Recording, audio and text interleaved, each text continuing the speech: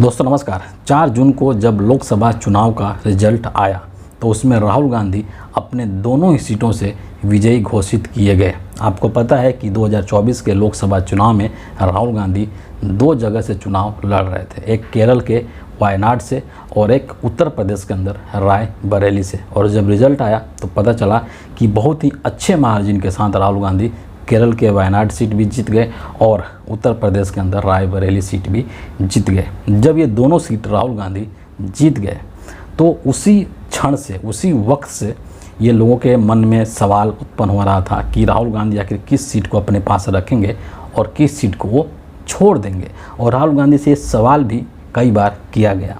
राहुल गांधी ने इसका जवाब भी दिया था कि मैं खुद द्वंद्व में हूँ, मैं खुद दुविधा में हूँ कि मैं किस सीट को रखूँ और किस सीट को छोड़ूँ।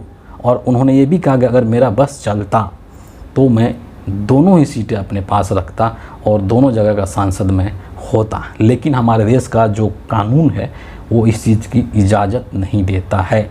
हिंदुस्तान के अंदर जो जनप्रतिनिधित्व कानून 1951 है उसकी धारा 68(1) ये साफ साफ कहता है कि अगर कोई भी प्रत्याशी 2 जगहों से चुनाव जीत जाता है तो रिजल्ट जिस दिन घोषित होता है उसके 14 दिन के अंदर अंदर उसको ये फैसला करना पड़ता है कि वो किस सीट को रखना चाहता है और किस सीट को छोड़ना चाहता है।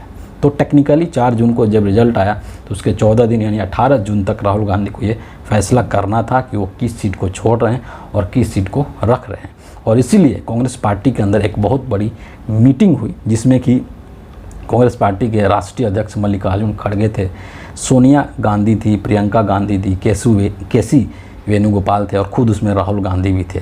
इन सभी लोगों ने एक मीटिंग ऑर्गेनाइज़ किया और उस मीटिंग के दौरान ये निष्कर्ष पर पहुँचे ये सभी लोग कि राहुल गांधी जो है वो केरल के वायनाड सीट को छोड़ रहे हैं और उत्तर प्रदेश के रायबरेली सीट को अपने पास रख रहे हैं। ये जो फैसला है ये कांग्रेस पार्टी का एक बहुत ही रणनीतिक फैसला है और एक बहुत ही दूरगामी और दूरदर्शी फैसला है। इस मीटिंग के दौरान एक और डिसीजन लिया गया कि प्रियंका गांधी केरल के वायनाड से उपचुनाव लड़ेंगी और ये भी एक बहुत ही ज़बरदस्त फैसला है। इसका क्या मायने है इसको भी हम इस वीडियो के अंदर डिस्कस करेंगे, लेकिन उसके पहले मैं थोड़ा सा कुछ चीज़ें बताना चाहता हूँ केरल के सीट को लेकर के और रायबरेली को लेकर के। केरल में जो चुनाव हुआ जो वायनाड सीट है वहाँ पर राहुल गांधी को टोटल जो वोट मिले थे वो 6,47,445 वोट मिले थे, जो कि 59.69% बैठता है। और इनका जो जीत का मार्जिन था वो 3,64,000, सोचिए कि 3,64,000 वोटों से राहुल गांधी केरल के वायनाड से जीते थे। दूसरी तरफ अगर हम रायबरेली की बात करें तो रायबरेली में राहुल गांधी को जो टोटल वोट मिला वो 6,87,649 वोट मिले, जो कि 66.1% होता है। और यहाँ पर जो जीत था राहुल गांधी का वो 3,90,000 वोट से रायबरेली के अंदर राहुल गांधी जीते थे। सोचिए कि कितनी बड़ी जीत है। इतनी बड़ी जीत बनारस के अंदर प्रधानमंत्री नरेंद्र मोदी की भी नहीं हुई थी। और इसीलिए यहाँ पर राहुल गांधी की जो इतनी बड़ी जीत हुई उससे पता चलता है कि कितनी पॉपुलैरिटी है साउथ में भी और इधर उत्तर प्रदेश के अंदर भी। उत्तर प्रदेश जो कि भारतीय राजनीति का एक बहुत महत्वपूर्ण राज्य माना जाता है।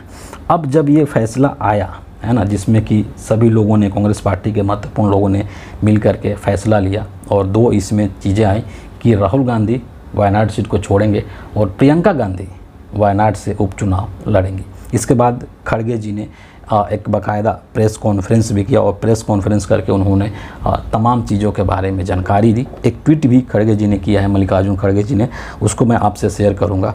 वो कहते हैं कि कांग्रेस पार्टी में हम सब ने मिलकर तय किया कि श्री राहुल गांधी रायबरेली सीट से सांसद रहेंगे। वे वायनाड से भी चुनाव लड़े, वहाँ के लोगों का प्यार भी उन्हें मिला, इसीलिए हमने यह भी तय किया कि वायनाड से श्रीमती प्रियंका गांधी चुनाव लड़ेंगी। और इसके बाद राहुल गांधी ने भी और प्रियंका गांधी ने भी अपने फीलिंग्स को शेयर किया मीडिया के साथ, देश के लोगों के साथ। और क्या कहा, पहले राहुल गांधी की बात करते हैं कि जो राहुल गांधी है उन्होंने कहा कि मेरा वायनाड से और रायबरेली से दोनों ही जगहों से मेरा एक बहुत ही भावनात्मक रिश्ता है। और उन्होंने ये बात भी कहा कि पिछले 5 सालों से मैं वायनाड का सांसद रहा था, मैं उन लोगों के प्यार और उनके समर्थन के लिए उनका धन्यवाद देता हूँ। प्रियंका गांधी के नाम का ऐलान जब राहुल गांधी ने किया तो याद होगा कि उत्तर प्रदेश की विधानसभा के अंदर प्रियंका गांधी ने एक स्लोगन दिया था कि लड़की हूँ लड़ सकती हूँ, और इसी स्लोगन का इस्तेमाल करते हुए राहुल गांधी ने ये कहा कि प्रियंका जो है वो केरल के वायनाड से उपचुनाव लड़ेंगे। इसके बाद प्रियंका गांधी की बारी आई, उन्होंने भी अपने वक्तव्य में अपने जो थोड़ा सा संबोधन किया उसमें उन्होंने कई सारी बातों को कहा, और उसमें से कुछ मुख्य चीज़ें मैं यहाँ पर आपके समक्ष रखना चाहता हूँ। उन्होंने कहा कि वायनाड का प्रतिनिधित्व करने को लेकर मुझे काबिल समझने के लिए मैं खुश हूँ। मैं वायनाड को राहुल गांधी की अनुपस्थिति महसूस नहीं होने दूंगी। मैं कड़ी मेहनत करूंगी, सभी को खुश करने और अच्छा प्रतिनिधि बनने की पूरी कोशिश करूंगी। प्रियंका गांधी ने आगे क्या कहा कि मेरा भी रायबरेली और अमेठी से बहुत पुराना रिश्ता है, इस रिश्ते को तोड़ा नहीं जा सकता है। मैं रायबरेली भी अपने भाई की मदद करने के लिए हमेशा तैयार रहूँगी, और हम दोनों, मतलब कि राहुल और प्रियंका, हम दोनों की बात कर रहे हैं कि हम दोनों रायबरेली और वायनाड के लिए खड़े रहेंगे। मतलब यहाँ पर साफ साफ ये चीज़ें कही गई दोनों ही जो भाई बहन हैं उनके द्वारा कि एक तरीके से वायनाड के लिए राहुल गांधी हमेशा तैयार रहेंगे। जब भी वायनाड के लोगों को राहुल गांधी की ज़रूरत होगी, राहुल गांधी उनके साथ खड़ा हुआ दिखेंगे। दूसरी तरफ रायबरेली में भी आपको पता है कि रायबरेली या अमेठी का जो पूरा चुनाव होता है उसमें एक बहुत अहम रोल रहा है प्रियंका गांधी का। शुरू से ही चुनाव पूरा मैनेज करने में, चुनाव की तैयारी कराने में किस तरीके से इनका रोल रहा है ये हिंदुस्तान का हर व्यक्ति जानता है। इसीलिए यहाँ पर प्रियंका गांधी ने कहा कि अमेठी और रायबरेली के साथ भी मैं हमेशा खड़ी रहूँगी। अब एक चीज़ यहाँ आते हैं जो कि बहुत ही इम्पॉर्टेंट है ये समझना कि आखिर राहुल गांधी केरल के वायनाड को क्यों छोड़ा और रायबरेली को क्यों उन्होंने रखा। इसके पीछे एक बहुत बड़ी कारण है और बहुत दूरदर्शी ये जो स्टेप लिया गया है, ये जो फैसला लिया गया है, बहुत दूरदर्शी फैसला लिया गया है और आगे के सोच करके लिया गया है। उत्तर प्रदेश के अंदर इस बार लोकसभा चुनाव 2024 के अंदर जिस तरीके से इंडिया अलायंस का परफॉर्मेंस रहा है उससे ये साफ हो गया है कि इंडिया अलायंस वहाँ पर एक परिवर्तन चाहता है। न सिर्फ उत्तर प्रदेश के अंदर परिवर्तन चाहता है बल्कि दिल्ली के अंदर भी परिवर्तन चाहता है। और कहते हैं कि जिसको दिल्ली की गद्दी चाहिए होती है तो उसका रास्ता उत्तर प्रदेश से होकर के ही जाता है। यानी कि अगर आपको दिल्ली जीतना है, दिल्ली के ऊपर विजय प्राप्त करना है तो उसके लिए आपको उत्तर प्रदेश पर विजय प्राप्त करना होगा। और जिस तरीके से इस चुनाव के अंदर 80 सीटें हैं लोकसभा की उत्तर प्रदेश में और उन 80 सीटों में से बीजेपी को मात्र 33 सीटों पर निपटा दिया था राहुल गांधी और अखिलेश की जोड़ी ने। तो जनता का ये जो मैसेज मिला है दोनों ही नेताओं को, राहुल गांधी को भी और अखिलेश यादव को भी, वो इसको आगे और फॉरवर्ड करना चाहते हैं और इसको एक बड़ी लड़ाई के रूप में इसको लेना चाहते हैं। और इसीलिए राहुल गांधी ने उत्तर प्रदेश में रहने का फैसला किया क्योंकि उत्तर प्रदेश की राजनीति को साध करके वो केंद्र की राजनीति को साधना चाहते हैं। और उत्तर प्रदेश जीतकर उन्होंने यहाँ तक कह दिया कि उत्तर प्रदेश के अंदर जो चुनाव होने वाले हैं, इवन जो विधानसभा के चुनाव होने वाले हैं, उसमें भी कांग्रेस पार्टी और समाजवादी पार्टी मिल करके चुनाव लड़ेंगे और वहाँ पर सरकार बनाने की कोशिश करेंगे। तो इसीलिए राहुल गांधी का उत्तर प्रदेश में रहना बेहद ज़रूरी था। और जो रायबरेली सीट है या अमेठी जो सीट है वो कांग्रेस पार्टी का एक बहुत ही पारंपरिक सीट है, बहुत पारिवारिक सीट है, जहाँ से कि बहुत इनका पीढ़ियों का रिश्ता रहा है। और इसीलिए राहुल गांधी ने और कांग्रेस पार्टी ने रायबरेली को अपने पास रखा।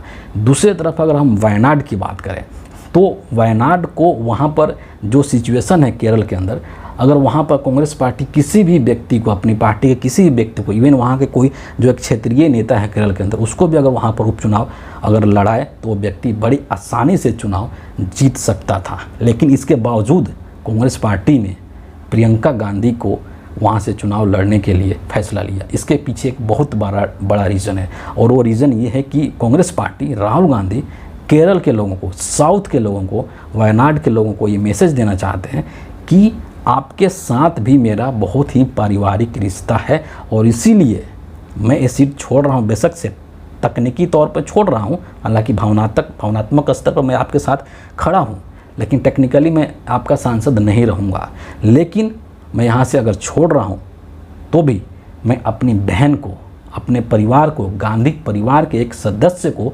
आपके पास छोड़ रहा हूँ। तो ये जो वायनाड के लोगों का एक कनेक्शन है गांधी फैमिली के साथ या कांग्रेस पार्टी के साथ, वो और मजबूत होगा और उनको ये लगेगा कि नहीं, जो गांधी फैमिली है या जो कांग्रेस का पूरा पार्टी है, उनको हमारी भी चिंता है। और इसीलिए उन्होंने किसी और नेता को नहीं खड़ा करके बल्कि प्रियंका गांधी के नाम का ऐलान किया है। मतलब क्या है कि अब वो जो वायनाड का सीट है वो भी कांग्रेस पार्टी का एक बहुत ही मजबूत सीट बन जाएगा। और आने वाले समय में जो आगे के चुनाव होंगे उन चुनावों के लिए ये जो फैसले लिए गए हैं आज, ये एक बहुत ही अहम फैसले हैं और एक भावनात्मक, कहते हैं ना, इमोशनल कनेक्शन जो है उसको बनाने की यहाँ पर कोशिश की गई है और एक मैसेज देने की कोशिश की गई है केरल के लोगों को कि आपके साथ हमारा पारिवारिक रिश्ता है।